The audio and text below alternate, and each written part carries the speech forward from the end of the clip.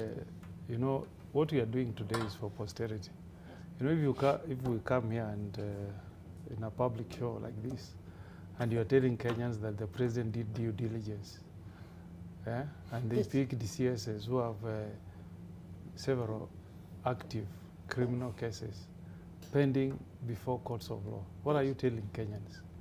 And you know, smart, if you read Section 68 of the Public Officer Ethics Act, and Senator Cherargei knows about it, any person serving in public service who is charged with a criminal offense steps aside, with a corruption offense, right, steps aside. So what message are you sending to Kenyans? Because these things have a trickle-down effect, okay? And if you really want these guys to serve in your government, you know, the most decent way could have been, tell them, I've picked maybe 16 cabinet secretaries, I've reserved these 4, go to court, tell your lawyers to fast-track your cases. If you are cleared, you come back and you continue serving. Senator Mutula used to tell us on the floor of the House that there was a central bank governor who was called Mulei.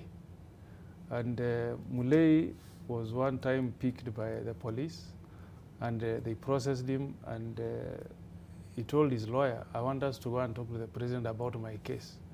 So they went all the way to State House, and they told Kibaki, you know, these charges we are facing are framed up. We are extremely innocent. So Kibaki said, okay. And so what am I supposed to do? He said, you know, tell these people not to charge us in court. Kibaki said, no. If you think you're innocent, go to court and prove your innocence. If you are set free, then you come back, and I will appoint you. You know, that's what you do. You go to Rwanda, which is one of the least corrupt countries. You know, if you follow the corruption index, one of the least corrupt countries. In Rwanda, these things you are being told here of due diligence. If word reaches Kagame that one of his ministers has been involved in a scandal where it's alleged that public money has been swindled or diverted into people's pockets, you don't even step there. In fact, the CSI, you know, if that comes out, the first thing is that you are banned from the gates of State House.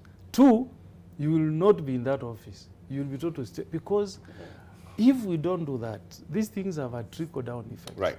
People will be looking and say, now, there's nothing to worry. Even you saw cabinet secretaries who had criminal cases in court, they actually went to Parliament, and Parliament cleared. So we really need to proceed with a lot of caution.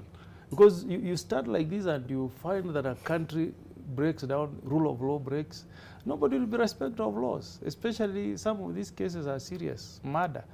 You know, people will simply tell you, why are you worried? So-and-so murdered. In fact, she went to Parliament, or he went to Parliament, and Parliament said it's okay, even if you have a murder case, you can continue serving. That is extremely dangerous to the country. And it's not a matter that we should trivialize on a national TV. Me, I'm really worried as a Kenyan, and since these matters are being on TV, Kenyans are watching on TV, I'm really saddened, to be honest, Senator Cherargei, with what is playing out in the National Assembly. I would have expected different standards. You know, CS Muiraria, then Cabinet Minister Muiraria, was a close friend of President Kibaki, very close. But when he faced a case in court, he had to step aside. President Kibaki told him, my friend, I'm sorry, till the court of law, not me. He said, till a court of law sets you free, you can't serve in my government. You know Murungaru? Powerful close buddy of President Kibaki, was Minister for Interior. Very close. He was involved in a corruption scandal. And the president called him and said, do you know what, Murungaru? You cannot serve in my government with all these corruption allegations facing you. Step aside.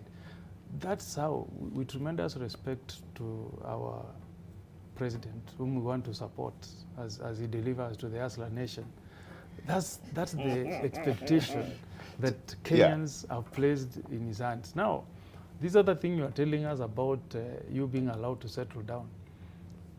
As we have not gone to the streets to throw stones, we have not blocked you anywhere. You have not brought any legislation to the floor of the House which you have unfairly refused to pass. We have given you all the time to deliver. So we are counting days now. I think you have done 40. The hustlers, the Mama Mboga says the kilo of sugar has actually gone up. It was 140, now it's 165. The 2 kilogram packet of unga, if you didn't know, I can tell you, I went to Okong'o to buy a packet. Now it's gone to 215. And the hustler, you know the true hustler, even the hustler billionaires, the Mama Mboga down there, they're still waiting for a solution from you. They're waiting for fertilizer. You promised them that the fertilizer will be delivered. I went to Nyansiongo, where we have a cereal produce board, the store. That fertilizer has not reached there. So don't say that we in the minority, the opposition, have blocked you from delivering to Kenyans. No, we haven't. Okay. And the working out is referring to is because our candidate for position of speaker withdrew. So we said we will allow UDA to conduct the elections peacefully. So we worked out and allowed them to do it quickly so that they can start working. Finally,